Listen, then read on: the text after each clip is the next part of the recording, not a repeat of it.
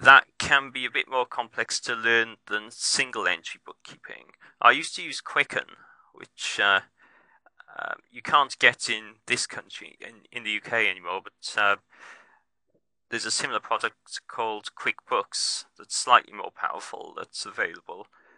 I only really stopped using it because the free GNU Cache system was available, and because I don't have an XP system anymore. My XP computer, well, the hard drive went on it a couple of months ago, so fortunately I had backups of my accounts. Another thing that you need to obviously take care of is taking backups all the time.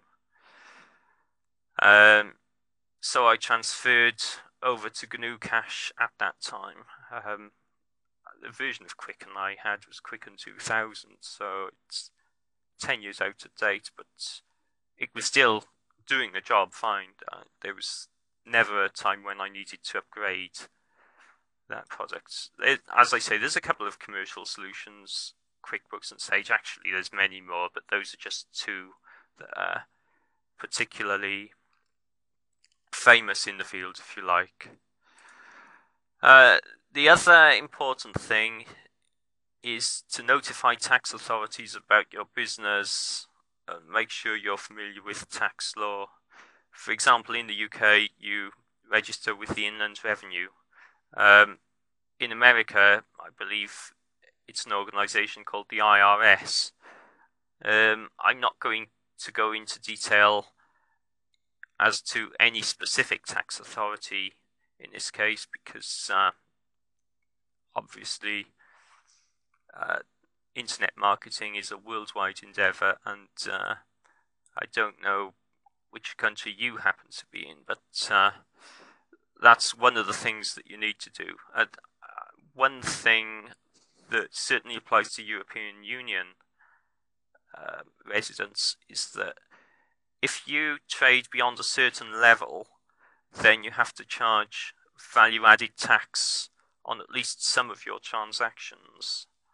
That's something, probably the best bet is to get a book on that. In terms of international transactions, some of those will attract VAT if the person buying is a resident of the European Union as well. I'm not entirely sure of the laws on that, but that's something to be aware of. If I buy something through ClickBank, I get charged VAT on top of the original price of the product. And there are a couple of other things too. Usually it affects downloadable items rather than physical items, because with physical items that get sent through the post, what happens is customs will charge duty and VAT on those items. But it is something to be aware of. Now, legal pages you need on your site. I need to stress that this is not legal advice. I'm not a legal practitioner in any way or form, and a solicitor may advise you differently. Even if you're seeking legal advice, just reading a book is insufficient. If you want to get it absolutely right, you need to seek the advice of a solicitor or an attorney. But it is useful to set up these legal pages. They'll give confidence to your prospects, and it will also increase your search engine rankings if you have them, as opposed to not having them. I believe that's the case partly because Google are looking to promote sites that they feel are good, and partly because other people have told me the same thing. I've got no reason to disbelieve that. I've heard that people have put terms and conditions and privacy policies and the like on their sites, and their rankings have risen in the search engines as a result of it. I've also seen from a WSO that Google look certainly for some specific pages And the pages they're looking for are terms of service, privacy policy, about us, and contact us.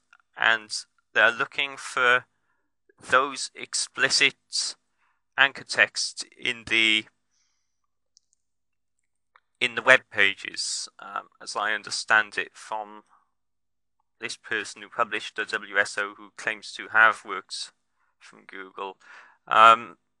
This WSO came out fairly recently, and Google have recently cracked down on a lot of AdWords advertisers and cancelled their accounts. And as I understand it, that's about 5% of their total account inventory. So that's quite a lot of accounts they've shut down. And one of the things they were triggering on was people advertising sites that do not contain these on their landing page. Now, in respect of Contact Us, I'm going to talk about this further in customer support, but at a minimum you need an email address on that form. Businesses in the UK must state their physical address. That's one of the e-commerce laws. And I personally recommend you use a help desk service rather than publishing an email address. And I'll go into the reasons for that later. OSTicket.com is what I'm going to show you how to set up. So that's the pages Google are looking for, but as an e-commerce trader, you're likely also to need at least some of the following: an e-commerce and refund policy. I have a blanket policy that covers all of my products, where if somebody requires a refund within 30 days, I will provide that. I always use the wording that satisfaction guarantee is provided in addition to the customer's statutory rights. It's something that you see quite often in various terms and conditions, certainly with UK traders. If I was to put a refund policy up that said no refunds, I could be prosecuted for that because that's illegal. It might not be illegal everywhere in the world, but it's certainly illegal in the UK, and it also would not tend to inspire confidence in a buyer, so it would tend to reduce the conversion rate. And if you're doing downloadable products, then certainly that's something that you don't want to happen. I would rather someone actually get one of my products for free rather than get a competitor's product. Obviously, I'm not going to provide all my products for free. I want people to pay for them, but if they have paid for a product, they've downloaded it, and they found that it, for whatever reason they don't like it, it hasn't actually cost me much, virtually nothing in fact, because all I've had to pay for is the bandwidth, which if I'm on a fixed hosting system, I would have had to pay for anyway. And if I'm using something like Amazon S3, I'm not going to go into that, but Amazon S3 is a service that can store files for you and provide them to people. And if I was using that service, then the cost would have been it would have been there, but it would have been very small.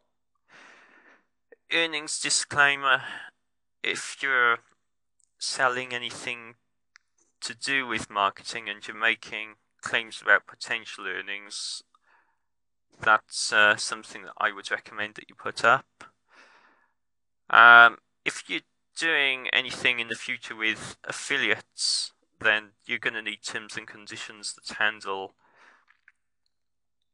your dealings with affiliates. And I've got a recommended templates resource here. Now this is from a UK government website. You can get the content and do whatever you like with it. I'll bring that page up now.